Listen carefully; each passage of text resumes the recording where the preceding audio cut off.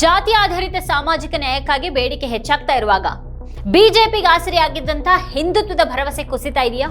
ಈಗ ಬಿಜೆಪಿನೇ ಜಾತಿ ಜನಗಣತಿಯ ಮಾತಾಡ್ತಾ ಇರುವಾಗ ಅದ್ರ ಹಿಂದುತ್ವದ ಅಜೆಂಡಾದ ಮಿತಿಯನ್ನು ಹೇಳ್ತಾ ಇದೆಯಾ? ಜಾತಿ ಆಧಾರಿತ ವಾಸ್ತವಗಳು ಅಧಿಕೃತವಾಗಿ ಬಯಲಾದಾಗ ಬಿಜೆಪಿ ಹಾಗೆ ಸಂಘದ ಹಿಂದೂ ರಾಷ್ಟ್ರದ ಸಿದ್ಧಾಂತ ಉಳಿಯುತ್ತಾ? ಆರ್ಎಸ್ಎಸ್ ಬಿಜೆಪಿ ಕಳೆದ ಒಂದು ದಶಕದಿಂದ ಹಿಂದುತ್ವದ ಆಧಾರದಲ್ಲಿ ಕಟ್ಟಿದಂತಹ ಚುನಾವಣಾ ನೆಲೆ ಮುರಿತಾ ಇದೆಯಾ? ಧಾರ್ಮಿಕ ಬಹುಸಂಖ್ಯಾತತೆಗೆ ಬದಲಾಗಿ ಹಿಂದುಳಿದ ವರ್ಗಗಳು ಮುನ್ನೆಲೆಗೆ ಬರುವಂತಹ ಸನ್ನಿವೇಶವನ್ನ ಜಾತಿ ಜನಗಣತಿ ಸೂಚಿಸ್ತಾ ಇದೆಯಾ? ಮೋದಿ ಸರ್ಕಾರ ಸಾಮಾಜಿಕ ನ್ಯಾಯದ ಮೂಲ ಅಗತ್ಯವಾದಂತಹ ಜಾತಿ ಗಣತಿಗೆ ಮುಂದಾಗಿರುವಾಗ ಅದಕ್ಕೆ ಬಿಜೆಪಿಯ ಹಿಂದುತ್ವ ಹೇಗೆ ಮುಖಾಮುಖಿ ಆಗಲಿದೆ ಅನ್ನೋದ್ರ ಬಗ್ಗೆನೇ ಇವತ್ತಿನ ವಿಡಿಯೋದಲ್ಲಿ ನಾವು ಚರ್ಚೆ ಮಾಡೋಣ. ಆದ್ರೆ ಅದಕ್ಕೂ ಮುನ್ನ ನೀವಿನ್ನೂ ನಮ್ಮ ಚಾನಲ್ ಅನ್ನ ಸಬ್ಸ್ಕ್ರೈಬ್ ಮಾಡಿಲ್ಲ ಅನ್ನೋದಾದ್ರೆ ಈಗಲೇ ಈ ವಿಡಿಯೋದ ಕೆಳಗೆ ಕಾಣ್ತಾ ಇರುವಂತಹ ಸಬ್ಸ್ಕ್ರೈಬ್ ಬಟನ್ ಹಾಗೆ ಪಕ್ಕದಲ್ಲಿರುವಂತಹ ಬೆಲ್ ಐಕಾನ್ ಪ್ರೆಸ್ ಮಾಡಿ ನಮ್ಮನ್ನ ಪ್ರೋತ್ಸಾಹಿಸಿ. ಈ ವಿಡಿಯೋವನ್ನ ಮಿಸ್ ಮಾಡದೆ ಕೊನೆವರೆಗೂ ನೋಡಿ. ಹಾಗೆ ಇದ್ರ ಬಗ್ಗೆ ನಿಮ್ಗೆ ಅಭಿಪ್ರಾಯ ಇದೆ ಅದನ್ನ ಕೆಳಗಡೆ ಕಮೆಂಟ್ ಮಾಡಿ. ಈ ವಿಡಿಯೋ ಲಿಂಕ್ ಅನ್ನ ನಿಮ್ಮೆಲ್ಲ ಬಂಧು ಮಿತ್ರರಿಗೆ ವಾಟ್ಸ್ಆಪ್ ಮಾಡಿ. ಈಗ ನಾವು ವಿಷಯಕ್ಕೆ ಬರೋಣ. ಬಿಜೆಪಿ ಸಂಘ ಪರಿವಾರ ಹಾಗೆ ಮೋದಿಜಿಯವರ ಸುಮಾರು 11 ವರ್ಷಗಳ ರಾಜಕೀಯ ಪ್ರಾಬಲ್ಯಕ್ಕೆ ಹಿನ್ನೆಲೆಯಾಗಿದ್ದು ಹಿಂದೂ ಏಕೀಕರಣದ ಘೋಷಣೆ. ಆದ್ರೆ ಈಗ ಬಿಜೆಪಿ ಜಾತಿ ಜನಗಣತಿಗೆ ಒಪ್ಪಿಗೆಯನ್ನು ನೀಡುವ ಮೂಲಕ ಇದು ಬೇರೆಯೇ ತಿರುವನ್ನ ಪಡೆದುಕೊಂಡಿದೆ. ಜಾತಿ ಜನಗಣತಿಯನ್ನ ಬಿಜೆಪಿಯ ಮಾತೃ ಸಂಸ್ಥೆಯಾದಂತಹ RSS ಬಹಳ ಹಿಂದಿನಿಂದಲೂ ವಿರೋಧ ಮಾಡ್ತಾ ಇತ್ತು. ಈಗ ಜಾತಿ ಗಣತಿಯನ್ನ ನಡೆಸುವಂತಹ ಬಿಜೆಪಿಯ ನಿರ್ಧಾರ ಕಾಂಗ್ರೆಸ್ ಪಕ್ಷ ಮತ್ತೆ ಇಂಡಿಯಾ ಮೈತ್ರಿಕೂಟದ ಅಜೆಂಡಾಕ್ಕೆ ದೊಡ್ಡ ಜಯ. ಇದು 2024ರಲ್ಲಿ ಕಾಂಗ್ರೆಸ್ ನೇತೃತ್ವದ ಇಂಡಿಯಾ ಒಕ್ಕೂಟ ಸಾಮಾಜಿಕ ನ್ಯಾಯಕ್ಕಾಗಿ ಜಾತಿ ಆಧಾರಿತ ಗಣತಿಯನ್ನ ತನ್ನ ಪ್ರಮುಖ ಅಭಿಯಾನವಾಗಿ ಎತ್ಕೊಂಡಿತ್ತು. ರಾಷ್ಟ್ರವ್ಯಾಪಿ ಜನಗಣತಿಯಲ್ಲಿ ಜಾತಿ ಗಣತಿಯನ್ನು ಸೇರಿಸುವಂತಹ ಮೋದಿ ಸರ್ಕಾರದ ಘೋಷಣೆ ಬಿಜೆಪಿ RSS ಸೈದ್ಧಾಂತಿಕ ನಿಲುವಿನಲ್ಲಿನ ಬದಲಾವಣೆಯನ್ನ ಸೂಚಿಸುವ ಹಾಗೆ ಕಾಣಿಸುತ್ತೆ. ಇದು ಜಾತಿ ರಾಜಕೀಯದ ಬಗ್ಗೆ ಅವುಗಳ ನಿಲುವಿನಲ್ಲಿರುವಂತಹ ವಿರೋಧಾಭಾಸಗಳನ್ನ ಕೂಡ ಬಯಲು ಮಾಡಿದೆ. ಈಗ ಹಿಂದೂ ಏಕತೆಯನ್ನ RSS ದೀರ್ಘಕಾಲದಿಂದ ಪ್ರತಿಪಾದಿಸ್ತಾ ಇದೆ. ಆದ್ರೆ ಈಗ ಜಾತಿ ಗಣತಿಗೆ ಬಿಜೆಪಿನೇ ಒಪ್ಪಿರೋದು ಭಾರತೀಯ ರಾಜಕೀಯದಲ್ಲಿ ಜಾತಿ ಆಧಾರಿತ ನೆಲೆಯ ಪ್ರಸ್ತುತತೆಯನ್ನ ಒಪ್ಕೊಂಡ ಹಾಗಾಗಿದೆ. ಭಾರತದಲ್ಲಿ ಜಾತಿ ಕುರಿತ ಡೇಟಾ ಸಂಗ್ರಹ 19ನೇ ಶತಮಾನದ ಅಂತ್ಯದಲ್ಲಿ ಬ್ರಿಟಿಷ್ ವಸಾಹತುಶಾಹಿ ಆಳ್ವಿಕೆಯಲ್ಲಿ ಶುರುವಾಯಿತು. ಕೊನೆಯದಾಗಿ ಪೂರ್ಣ ಪ್ರಮಾಣದ ಜಾತಿ ಜನಗಣತಿ 1931ರಲ್ಲಿ ನಡೆದಿತ್ತು. ಆಗ 4000ಕ್ಕೂ ಹೆಚ್ಚು ಜಾತಿಗಳನ್ನು ಗುರುತಿಸಲಾಗಿತ್ತು. ಸ್ವಾತಂತ್ರ್ಯ ಬಂದ ಮೇಲೆ ಮೊದಲ ಪ್ರಧಾನಿ ಜವಾಹರ್ಲಾಲ್ ನೆಹರು ಅವರು SC/STಗಳನ್ನ ಹೊರತುಪಡಿಸಿ ಜಾತಿ ಗಣತಿಯನ್ನ ನಿಲ್ಲಿಸಿದ್ರು. ಇದು ಜಾತಿ ರಹಿತ ಏಕೀಕೃತ ರಾಷ್ಟ್ರ ನಿರ್ಮಾಣಕ್ಕೆ ಅಡ್ಡಿಯಾಗತ್ತೆ ಅಂತ ಅವ್ರು ನಂಬಿದ್ರು. ಆದ್ರೂ ಆಡಳಿತ, ನೀತಿ ನಿರೂಪಣೆ ಮತ್ತೆ ರಾಜಕೀಯದಲ್ಲಿ ಜಾತಿ ಪ್ರಮುಖ ಪಾತ್ರ ವಹಿಸ್ತಾನೆ ಇತ್ತು. 1931ರ ಡೇಟಾ ಆಧರಿಸಿದ 1980ರ ಮಂಡಲ್ ಆಯೋಗ ವರದಿ OBCಗಳಿಗೆ 27% ಮೀಸಲಾತಿಗೆ ಶಿಫಾರಸನ್ನ ಮಾಡಿತು. VP ಸಿಂಗ್ ಸರ್ಕಾರ ಅದನ್ನ 1990ರಲ್ಲಿ ಜಾರಿಗೆ ತಂದ್ರು. ಮೇಲ್ಜಾತಿ ಗುಂಪುಗಳು ಮತ್ತೆ ಬಲಪಂಥೀಯ ಪಕ್ಷಗಳು ತೀವ್ರ ಪ್ರತಿರೋಧವನ್ನ ವ್ಯಕ್ತಪಡಿಸಿದ್ವು. ಅದರ ಹೊರತಾಗಿನೂ ಮಂಡಲ್ ವರದಿ ಜಾರಿ ಚುನಾವಣಾ ಲೆಕ್ಕಾಚಾರದಲ್ಲಿ ಜಾತಿಯನ್ನ ಪ್ರಮುಖ ಅಂಶವನ್ನಾಗಿ ಮಾಡುವ ಮೂಲಕ ದೇಶದ ರಾಜಕೀಯವನ್ನೇ ಬದಲಿಸಿತು. 2011ರಲ್ಲಿ UPA ಸರ್ಕಾರ ಸಾಮಾಜಿಕ ಆರ್ಥಿಕ ಸಮೀಕ್ಷೆಯನ್ನ ನಡೆಸಿತು. ಆದ್ರೆ ಅಧಿಕೃತವಾಗಿ ಜಾತಿ ಡೇಟಾವನ್ನ ಬಿಡುಗಡೆ ಮಾಡಲಿಲ್ಲ. ಅದಾದ ನಂತರ ಜಾತಿ ಜನಗಣತಿಯ ಬಗ್ಗೆ ದೊಡ್ಡ ಮಟ್ಟದಲ್ಲಿ ಒತ್ತಾಯಿಸಿದವರು ಲಾಲು ಪ್ರಸಾದ್ ಯಾದವ್ ಮತ್ತೆ ಮುಲಾಯಂ ಸಿಂಗ್ ಯಾದವ್ ರಂತಹ ಸಮಾಜವಾದಿ ನಾಯಕರು. ಅಲ್ಲದೆ ಸಂಖ್ಯೆಯ ಆಧಾರದ ಮೇಲೆ ಪ್ರಾತಿನಿಧ್ಯ ಕೂಡ ಹೆಚ್ಚಾಗಬೇಕು ಅನ್ನುವಂತಹ ಕಾಂಶಿರಾಮ್ ಅವರ ಘೋಷಣೆಯು ಕೂಡ ಪ್ರಮುಖ ಪಾತ್ರ ವಹಿಸಿತು. ಇತ್ತೀಚಿನ ವರ್ಷಗಳಲ್ಲಿ ನಿತೀಶ್ ಕುಮಾರ್ ನೇತೃತ್ವದ ಮಹಾಗಠಬಂಧನ್ ಸರ್ಕಾರ ನಡೆಸಿದಂತಹ ಬಿಹಾರ ಜಾತಿ ಸಮೀಕ್ಷೆ ರಾಷ್ಟ್ರೀಯ ಮಟ್ಟದಲ್ಲಿ ಮತ್ತೆ ಚರ್ಚೆನ ಹುಟ್ಟುಹಾಕಿತು. ನಿತೀಶ್ ಬಿಜೆಪಿಗೆ ಪಕ್ಷಾಂತರಗೊಳ್ಳೋ ಮೊದಲು ಅಂದ್ರೆ 2023ರಲ್ಲಿ ಈ ಸಮೀಕ್ಷೆ ಪ್ರಕಟ ಆಯಿತು. ಬಿಹಾರದಲ್ಲಿ OBCಗಳು ಅತಿ ಹಿಂದುಳಿದವರು ರಾಜ್ಯದ ಒಟ್ಟು ಜನಸಂಖ್ಯೆ 63%ರಷ್ಟಿದ್ದಾರೆ ಅಂತ ಆ ಒಂದು ಸಮೀಕ್ಷೆ ಬಹಿರಂಗಪಡಿಸಿತು. ಬಿಜೆಪಿ ಆರಂಭದಲ್ಲಿ ಬಿಹಾರ ಜಾತಿ ಸಮೀಕ್ಷೆಯನ್ನ ನ್ಯಾಯಾಲಯದಲ್ಲಿ ಪ್ರಶ್ನೆ ಮಾಡಿತು. 2021ರಲ್ಲಿ ಭಾರತದ ಸರ್ವಪಕ್ಷ ನಿಯೋಗ ರಾಷ್ಟ್ರೀಯ ಜಾತಿ ಎಣಿಕೆಗಾಗಿ ಒತ್ತಾಯಿಸೋದಕ್ಕೆ ಮೋದಿ ಅವರನ್ನ ಭೇಟಿಯಾದಾಗ ಮೋದಿ ಅವರು ಮೌನವಾಗಿದ್ರು. ಜಾತಿ ಜನಗಣತಿ ಒಡಕನ್ನು ಸೃಷ್ಟಿ ಮಾಡುತ್ತೆ ಅನ್ನೋದು ಬಿಜೆಪಿ ಮತ್ತೆ RSS ಪ್ರತಿಪಾದನೆಯಾಗಿತ್ತು. ಮೋದಿ ಅದನ್ನ ನಗರ ನಕ್ಸಲರ ಐಡಿಯಾ ಅಂತ ಕೂಡ ಗೇಲಿ ಮಾಡಿದ್ರು.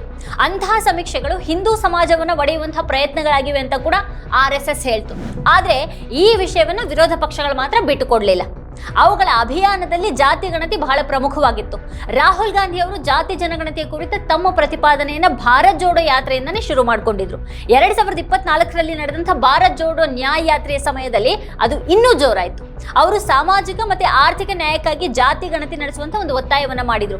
ಲೋಕಸಭೆ ವಿರೋಧ ಪಕ್ಷದ ನಾಯಕರಾದ ನಂತರ ಸಂಸತ್ತಿನಲ್ಲಿ ರಾಹುಲ್ ಗಾಂಧಿ ಅವರು ತಮ್ಮ ಭಾಷಣಗಳಲ್ಲಿ ಈ ವಿಷಯವನ್ನ ಮತ್ತೆ ಎತ್ತಿದ್ರು. ಸಮಾಜವಾದಿ ಪಕ್ಷದ ಅಖಿಲೇಶ್ ಯಾದವ್ ಮತ್ತೆ RJD ನಾಯಕ ತೇಜಸ್ವಿ ಯಾದವ್ ಇಬ್ರು ಇಬ್ಬರು ಕೂಡ ರಾಹುಲ್ ಅವ್ರ ಬೆಂಬಲಕ್ಕೆ ನಿಂತರು. ಈ ಒತ್ತಡ ಹೆಚ್ಚಾಗ್ತಾನೆ ಇದ್ದ ಹಿನ್ನೆಲೆಯಲ್ಲಿ ಈಗ ಬಿಜೆಪಿ ತನ್ನ ಧಾಟಿಯನ್ನೇ ಬದಲಾಯಿಸಿದೆ. 2024ರ ಚುನಾವಣೆಯಲ್ಲಿ ಬಿಜೆಪಿ ದೊಡ್ಡ ಕುಸಿತ ಕಂಡ ಹಿನ್ನೆಲೆಯಲ್ಲಿ ವಿಶೇಷವಾಗಿ ಹೆಚ್ಚಿನ ಒಬಿಸಿ ಜನಸಂಖ್ಯೆ ಇರುವಂತಹ ರಾಜ್ಯಗಳಲ್ಲಿ ಅದಕ್ಕೆ ಈ ನಿಲುವು ಅನಿವಾರ್ಯ ಆಗಿತ್ತು. ಬಿಜೆಪಿಯ ಈಗಿನ ನಿರ್ಧಾರ ಅದರ ಸಾಂಪ್ರದಾಯಿಕ ಮೇಲ್ಜಾತಿ ಮತದಾರರ ಬೆಂಬಲಕ್ಕೆ ಹೊಡೆತ ಕೊಡಲೂಬಹುದು ಅಂತ ಹೇಳಲಾಗ್ತಾ ಇದೆ. ಜಾತಿಯ ಹೊರತಾಗಿ ಹಿಂದೂ ಏಕತೆಯ ದೃಷ್ಟಿಕೋನವನ್ನ ದೀರ್ಘಕಾಲದಿಂದ ಪ್ರತಿಪಾದಿಸುತ್ತಾ ಬಂದಿದ್ದಂತಹ RSS ಮತ್ತು ಬಿಜೆಪಿ ಪಾಲಿಗೆ ಇದು ಸೈದ್ಧಾಂತಿಕ ರಾಜಿ ಅನ್ನೋ ಹಾಗಿದೆ. ಮೋದಿ ಸರ್ಕಾರದ ಈ ನಿರ್ಧಾರ ರಾಹುಲ್ ಗಾಂಧಿ ಮತ್ತೆ ಕಾಂಗ್ರೆಸ್ಗೆ ದೊಡ್ಡ ಗೆಲುವಾಗಿದೆ. ದೀರ್ಘಕಾಲದಿಂದ ಮೇಲ್ಜಾತಿ ನಾಯಕರ ಪ್ರಾಬಲ್ಯವನ್ನು ಹೊಂದಿದಂತಹ ಕಾಂಗ್ರೆಸ್ ಪಕ್ಷ ಹಿಂದುಳಿದ ಜಾತಿ ನೆಲೆಯನ್ನು ನಿರ್ಮಿಸೋದಕ್ಕೆ ಸಾಕಷ್ಟು ಹೆಣಗಾಡಿದೆ. ಅನೇಕ ಕಾಂಗ್ರೆಸ್ ನಾಯಕರು ಜಾತಿ ಜನಗಣತಿಗೆ ವಿರೋಧವನ್ನು ವ್ಯಕ್ತಪಡಿಸಿದ್ರು. ಕರ್ನಾಟಕದಲ್ಲಿ ಆಂತರಿಕ ಭಿನ್ನಾಭಿಪ್ರಾಯದ ಕಾರಣಕ್ಕೇನೆ ಕಾಂಗ್ರೆಸ್ ಸರ್ಕಾರ ತನ್ನ ಜಾತಿ ವರದಿ ಪ್ರಕಟಿಸೋದನ್ನ ತಡ ಮಾಡಿತು. ಮೋದಿ ಸರ್ಕಾರ ಜಾತಿ ಗಣತಿ ಮಾಡುವ ನಿರ್ಧಾರ ಪ್ರಕಟಿಸಿದ ಬಳಿಕ ರಾಹುಲ್ ಗಾಂಧಿ ಅವರು ಜನಗಣತಿಯನ್ನು ಒಂದು ನಿಗದಿತ ಗಡುವಿನೊಳಗೆ ನಡೆಸೋದಕ್ಕೆ ಒತ್ತಾಯ ಮಾಡಿದ್ದಾರೆ. ಬಜೆಟ್ ನಲ್ಲಿ ಜಾತಿ ಗಣತಿ ಬಗ್ಗೆ ಪ್ರಸ್ತಾಪ ಮಾಡುವಂತೆಯೂ ಕೂಡ ಅವರು ಒತ್ತಾಯ ಮಾಡಿದ್ದಾರೆ. 50% ಮೀಸಲಾತಿ ಮಿತಿಯನ್ನು ತೆಗೆದುಹಾಕಬೇಕು. ಖಾಸಗಿ ಅನುದಾನ ರಹಿತ ಅಲ್ಪಸಂಖ್ಯಾತರಲ್ಲದ ಶಿಕ್ಷಣ ಸಂಸ್ಥೆಗಳಲ್ಲಿ ಮೀಸಲಾತಿಗೆ ಅನುಮತಿ ನೀಡುವಂತಹ ಸಂವಿಧಾನದ ಆರ್ಟಿಕಲ್ 15(5) ಅನುಷ್ಠಾನಕ್ಕೆ ತರಬೇಕು ಅನ್ನುವಂಥ ಒತ್ತಾಯವನ್ನು ಕೂಡ ಅವರು ಮಾಡಿದ್ದಾರೆ. ಇದು ಹೊಸ ರಾಜಕೀಯ ಕದನಕ್ಕೂ ಕೂಡ ದಾರಿಯಾಗಲಿದೆ ಅನ್ನೋದಂತೂ ನಿಜ. ಇನ್ನು ಧಾರ್ಮಿಕ ಧ್ರುವೀಕರಣದ ಬದಲಾಗಿ ಸಮಾನತೆ ಮತ್ತು ಪ್ರಾತಿನಿಧ್ಯದ ಬೇಡಿಕೆಗಳು ಮುನ್ನೆಲೆಗೆ ಬರ್ತವೆ. ವಿರೋಧ ಪಕ್ಷಗಳು ಜಾತಿ ನ್ಯಾಯದ ಮೇಲೆ ಗಮನ ಹರಿಸಿದ್ರೆ ಅದು ರಾಷ್ಟ್ರೀಯ ರಾಜಕೀಯವನ್ನೇ ಬದಲಿಸುವಂತಹ ಸಾಧ್ಯತೆ ಇದೆ.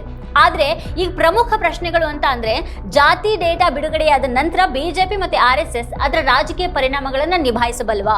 ಕಾಂಗ್ರೆಸ್ ಮತ್ತೆ ಅದರ ಮಿತ್ರ ಪಕ್ಷಗಳು ಅಂಚಿನಲ್ಲಿರುವಂತಹ ಸಮುದಾಯಗಳ ದೀರ್ಘಕಾಲಿಕ ಬೆಂಬಲವನ್ನ ಪಡೆಯೋದಿಕ್ಕೆ ಇದರಿಂದ ಸಾಧ್ಯ ಆಗತ್ತಾ?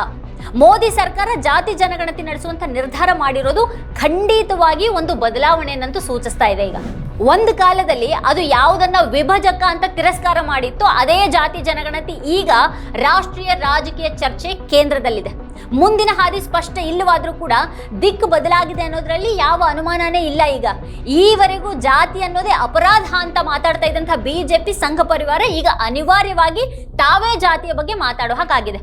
ಇದು ಸಣ್ಣ ಬೆಳವಣಿಗೆ ಅಂತೂ ಖಂಡಿತ ಅಲ್ಲ, ವಿಪಕ್ಷಗಳ ಪಾಲಿಗೆ ಸಣ್ಣ ಗೆಲುವು ಕೂಡ ಅಲ್ಲ. ಇದು ಜಾತಿಯನ್ನು ತನಗೆ ಬೇಕಾದ ಹಾಗೆ ಬಳಸ್ಕೊಳ್ತಾನೆ. ಭಾಷಣದಲ್ಲಿ ಮಾತ್ರ ಜಾತಿ ಅಲ್ಲ ಧರ್ಮ ಮುಖ್ಯ ಅಂತ ಹೇಳ್ತಿದ್ದಂತಹ ಬಿಜೆಪಿ ನಾಯಕರು ಈಗ ಸಂಕಷ್ಟಕ್ಕೆ ಸಿಲುಕು ಹಾಗಾಗ್ಬಿಟ್ಟಿದೆ.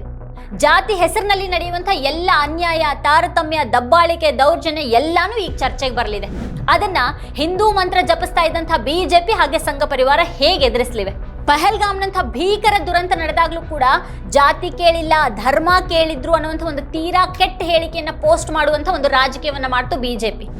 ಆದ್ರೆ ಅದಾದ ಕೆಲವೇ ದಿನಗಳಲ್ಲಿ ಅದೇ ಬಿಜೆಪಿ ಜಾತಿ ಬಗ್ಗೆನೇ ಮಾತಾಡಬೇಕಾದಂಥ ಅನಿವಾರ್ಯತೆ ಅದಕ್ಕೇನೆ ಸೃಷ್ಟಿಯಾಗಿದೆ.